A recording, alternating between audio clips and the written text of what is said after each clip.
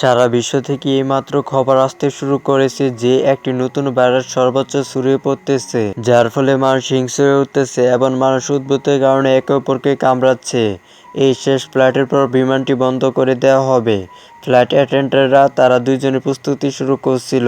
ফ্লাইটের manager captain Fox এবং co-pilot উইলসি তাদের নিশ্চিত করেন যে সবকিছু ঠিকঠাকই থাকবে, কারণ এটি তাদের শেষ ফ্লাইট এবং এমনিতেও যাত্রীর সংখ্যা খুবই কম, তাই তাদের সামলানো সহজ হবে। উইলসি ব্যাখ্যা করলেন যে আজ বিকাল থেকে তার শরীরটা অদ্ভুত লাগতেছিল, তাই অবস্থা আরো খারাপ হলে ব্যবহারের জন্য তিনি কিছু ওষুধ সঙ্গে এনেছেন। সময় গুনে আসতেই ফ্লাইট অ্যাটেন্ডেন্টরা যাত্রীদের বিমানে তুলতে শুরু করলো। প্রথমে উঠল জজ, একজন কিশোর যে অন্য শহরে তার বাবা মায়ের সাথে দেখা করতে একা ভ্রমণ করছিল। তারপর ছিল এক বয়স্ক দম্পতি, বেথ এবং ক্রিস্টাল, যার অসুস্থতার কারণে তিনি কথা বলতে বা নড়াচড়া করতে পারতেন না।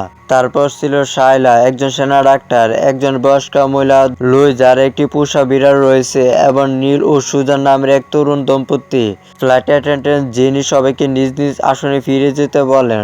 যাত্রী হেনরি দ্রুত তার পোষা ইঁদুরের খাঁচাটি একটি বাক্সে ভরতে শুরু করে। আরেকজন যাত্রী আরিস তাকে সাহায্য করার চেষ্টা করে, কিন্তু ইঁদুরটি আরিসকে কামড় দেয়। খাঁচাটি বাক্সে আটকে ছিল না, তাই জেনি তাকে বাকি মালপত্রের সাথে কার্গো এলাকায় রাখতে বলে। আরেকজন যাত্রী পেস্টল অনবরত কাঁচতে থাকে, যা কো-পাইলট উইলসি লক্ষ্য করেন। এখন যেহেতু সবাই নিজ নিজ আসনে বসেছে, বিমানটি অবশেষে ওড়ার জন্য রেডি। এদিকে হিংরি তার পোষা ইঁদুরটি নিয়ে আসে গর্ভবতী দম্পতি এবং হিংরির মধ্যে একটি ঝগড়া শুরু হয়ে যায়। যিনি তাদের শান্ত করে এবং হিংরি ব্যাখ্যা করে যে সে আসলে একজন বিজ্ঞানী এবং তার মনে হয় পৃথিবী দিন দিন আরো বেশি অভদ্র হয়ে উঠেছে। ঠিক যেমন দম্পতিটি তার ইঁদুর নিয়ে তার সাথে ঝগড়া করছিল। আরো কিছু সময় কেটে গেছে এবং খবরটি আরো উদ্বেগজনক হয়ে উঠেছে। একটি বিপজ্জনক ভাইরাস বিশ্বজুড়ে ছড়িয়ে পড়েছে এবং সরকারগুলো সবাইকে নিজেদের কোয়ারেন্টাইন করতে বলছে। বিমানটিতে একটি ভয়ঙ্কর মনে হয় একটি ইঁদুরও রয়েছে। সে খুব অদ্ভুত আচরণ করতে শুরু করে এবং জেনা দূর থেকে তাকে লক্ষ্য করে যে সে তার আসনে বসে অদ্ভুত শব্দ করছে। সে তাকে দেখতে ছুটে যায়, কিন্তু গিয়ে দেখে যে লুই তার সারা গায়ে বমি করে দিয়েছে, গলা ফাটি চিৎকার করে আর বলছে যে তার সাথে কি হচ্ছে সে জানে না এবং তাদের অবিলম্বে বিমানটি অবতরণ করানো উচিত। পোলা একটি তোয়ালে নিয়ে আসে। এদিকে লুয়ের বিড়ালটি নিচ থেকে নেমে এসে তার মল খেতে শুরু করে। যিনি পোলকে তার পাশে রেখে নিজেকে পরিষ্কার করতে যায়, কিন্তু ততক্ষণে সে সম্পূর্ণ পরিবর্তন হয়ে গিয়ে পিছন থেকে দৌড়ে এসে জিনিকে ধাক্কা দিয়ে ফেলে দেয় এবং তারপর ককপিটের দরজায় সজোরে আঘাত করে।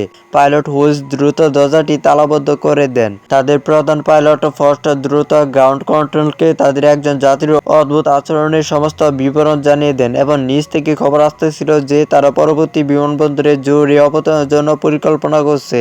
রাফকে এত বেপরা দেখে অন্য যাত্রীরা তাকে শান্ত করার জন্য ভিতরে ছুটে গেল, কিন্তু সে সবাইকে আক্রমণ করছিল। সুতরাং এখান থেকে হিংরি, পোলা এবং জজ জোর করে তাকে বেঁধে ফেলে। এদিকে ডাক্তার শাইলা অন্যদের পরীক্ষা করছিলেন, এটা নিশ্চিত করার জন্য যে এর দ্বারা তারা আহত হয়নি। যিনি পুরোপুরি আতঙ্কিত হয়ে ভাবছিল কি হচ্ছে, হঠাৎ তাদের আক্রমণ করতে শুরু করলো কেন। কিছুক্ষণ পর ক্যাপ্টেন ফস্ট ভিতর থেকে ঘোষণা করলেন যে তারা জরুরি অবতরণের জন্য অনুমতি পেয়েছে এবং পরবর্তী বিমানবন্দরে অবতরণ করবে। সমস্ত যাত্রীরা দ্রুত নিজেদের আসনে বসে পড়ে এবং খারাপ আবহাওয়া থাকা সত্ত্বেও পাইলট বিমানটি অবতরণ করাতে শুরু করে। বিমানটি একটু বেশি কেঁপে ওঠে এবং কে এদিকে ওদিকে ধাক্কা দিয়ে শুরু করে, তাই পোলা তাকে তুলে নেয় এবং আবারও আঘাত পাওয়া থেকে বাঁচাতে একটি আসনের সাথে বাঁধতে শুরু করে। কিন্তু সে মুহূর্তে তারা তাকে বাঁধতেছিল পুরোপুরি একটি জম্বিতে পরিণত হয়। সে পোলার মুখে কামড়াতে শুরু করে এবং তারপর উঠে জেনিকে আক্রমণ করতে যাচ্ছিল। তখন অন্যরা পিছন থেকে তাকে ধরে ফেলে, কিন্তু যেহেতু সে আর কারোর নিয়ন্ত্রণে ছিল না, তাই তারা অবশেষে তাকে বাথরুমে আটকে রাখে। ততক্ষণে প্লেনটি অবতরণ করছিল। ডাক্তার শাইলা পোলাকে বাঁচানোর জন্য জরুরি কিট থেকে একটি স্ক্রাব নিয়ে তার মুখে দ্রুত ব্যান্ডেজ করে দেন। তিনি আরো ব্যাখ্যা করেন যে এই ব্যান্ডেজগুলো কেবল সামরিক এবং তাদের যত তাড়াতাড়ি সম্ভব পোলাকে হাসপাতালে নিয়ে যেতে হবে। এদিকে পাইলট ও ফস্টকে প্লেন থেকে নামতে নিষেধ করা হয়, কিন্তু ফস্টরা তাদের কথা অমান্য করেন এবং নিয়ম ভেঙে প্লেনটিকে গেটের দিকে নিয়ে যান এবং রাত দুজনের জীবন বিপন্ন। এদিকে বিমানবন্দরে একজন কর্মী তাদের দেখতে পেয়ে দরজা খুলে দেয়। তাদের একে একে বাইরে বের করে আনতে শুরু করে। ভিতরে ক্যাপ্টেন ফস্ট ও উইলসির সাথে বাথরুমের দরজা ধরেছিলেন। এদিকে বাকি যাত্রীরা বের হতে শুরু করে, কিন্তু বেফ এবং কিস্টন তখনও ভিতরেই ছিল।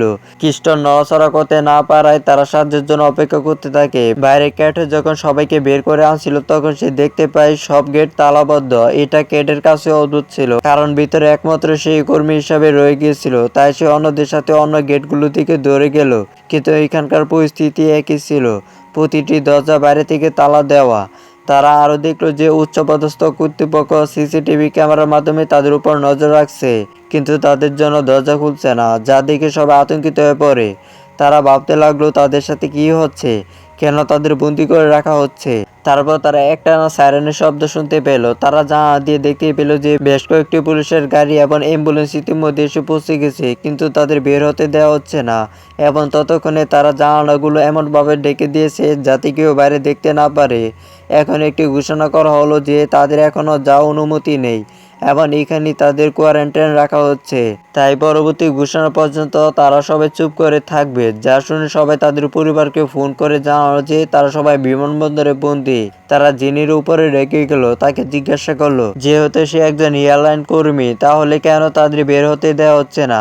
জিনি নিজেও তো তাদের সাথে বন্দী, তাই সে কিভাবে উত্তর দিবে। কিছুক্ষণ পর ডাক্তার শাইলা তাদের জানালো যে পোলার অবস্থা আরো খারাপ হচ্ছে, কারণ র্যাব তাকে খুবই খারাপভাবে মেরেছে। তার লাগেছে কিছু চিকিৎসা সামগ্রী আছে যা আপাতত তাকে সাহায্য করতে পারে, এবং তাদের অবশ্যই বিমানের কার্গো এলাকায় গিয়ে তার জিনিসপত্র আনতে হবে। তাই এখান থেকে জিনি এবং আরো কিছু পুরুষ যাত্রী শাইলা লাগেজ আনতে বিমানে ওঠে। ততক্ষণে সব জায়গায় আলো নিভে যেতে শুরু করছিল, তাই এডলি বিমানের ভিতরে জলকানি দিয়ে প্রবেশ করে। কিন্তু এখন তাদের ক্যাপ্টেন ফক্সট এবং সহ পাইলট উইলস, যিনি বাথরুমের দরজা ধরেছিলেন, তাদের কোথাও দেখা যাচ্ছিল না। তাই যিনি ভয়ে দরজা খুলে, কিন্তু সবখানে রক্ত ছিল, রাফও ভিতর ছিল না। এর মানে হলো সে কোন রকম ভাবে বাইরে বেরিয়ে পাইলট এবং সহ পাইলটকে কামড়ে দিয়েছে। তাই এখন তারা উভয়ের সামনে এগোতে শুরু করে, এবং এখানে তারা ক্রিস্টেলকেও দেখতে পায় যে একা বসেছিল, কারণ সে নড়তে পারছিল না। এবং তারা ভয়ে ভয়ে তাকে জিজ্ঞাসা করতে শুরু করে যে তারা চলে যাওয়ার পর কি হয়েছে, তাদের পাইলট আর তার স্ত্রী কোথায় গেছে। কিন্তু ক্রিস্টল কিছুই বলতে পারে না। তাই হিটলি দ্রুত খুলে কার্গো এরিয়ায় প্রবেশ করে।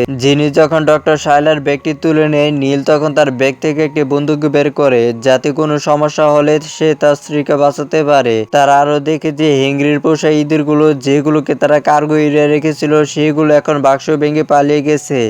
এছাড়াও যিনি দেখেছে তাদের সহ পাইলটরা উইলসের রক্তে মাখামাখি হয়ে রেফের মতো পরিণত হচ্ছে। ঠিক তখনই ক্যাপ্টেন ফস্ট উপর থেকে জিনিকে আক্রমণ করে, যে ইতিমধ্যে জম্বিতে পরিণত হয়েছে।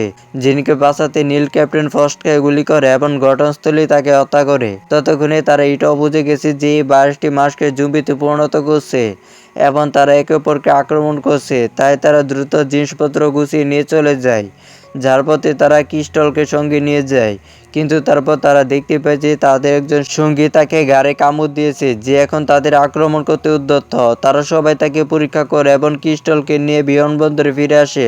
ডাক্তার শাইলা দ্রুত তারা মেডিকেল কিট দিয়ে পোলার চিকিৎসা শুরু করে।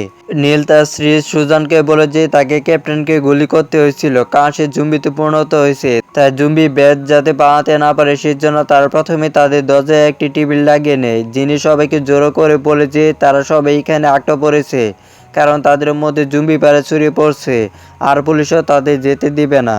তাই এখান থেকে তাদের একসাথে থাকতে হবে। সে আরো ব্যাখ্যা করছে তারা খবরে ভাইরাসটি দেখছিল, সেটা আসলে সে ভাইরাস। তাই এখন তাদের এখান থেকে বেরিয়ে নিজেদের পরিবারের কাছে যাওয়ার পরিকল্পনা করার জন্য একসাথে কাজ করতে হবে। এদিকে ক্রিস্টল লাল চোখ এবং বাকিন একটি ইঁদুর দেখতে পায়। ইঁদুরটা তার মাথায় লাফিয়ে ওঠে এবং তাকে কামড়ে দেয়, যা অন্য সবাই দেখে। তারা ইঁদুরটাকে ধরে ফেলে এবং ক্রিস্টলের চিকিৎসা শুরু করে। তবে তারা জানে যে ভাইরাসটি হয়তো বা খুব দ্রুত তার শরীরে ছড়িয়ে পড়বে, আর যেহেতু পোলাকেও সেই লোকটি কামড়েছিল, তাই তারা দুজনকে একটা কোয়ারেন্টাইনে আটকে রাখে, যাতে তারা জম্বিতে পরিণত হলেও অন্যদের কামড়াতে না পারে।